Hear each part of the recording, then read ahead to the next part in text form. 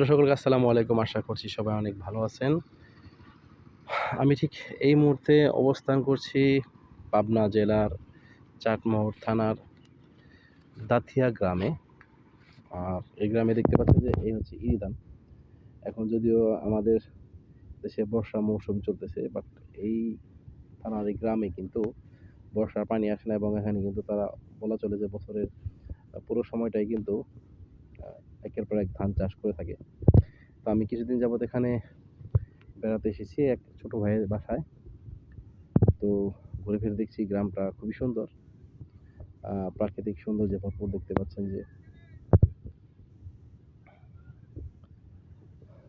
চারদিকে সবুজের অরণ্য। এখানে সব ধরনেরই ফসলাদি হয়। দেখতে পাচ্ছেন এই হচ্ছে ধান ক্ষেত, ইরি ধান ক্ষেত। এই ধান ক্ষেতের পাশেই কিন্তু লাউয়ের বাগান, লাউ গাছের বাগান দেখতে পাচ্ছেন। জাংলা দিয়ে লাউ গাছ রোপণ করা হয়েছে এখানে। এবং এই গ্রামে কিন্তু লিচু বাগান, আম বাগান, আরও হরেক রকম ফল ফলাটির বাগান রয়েছে।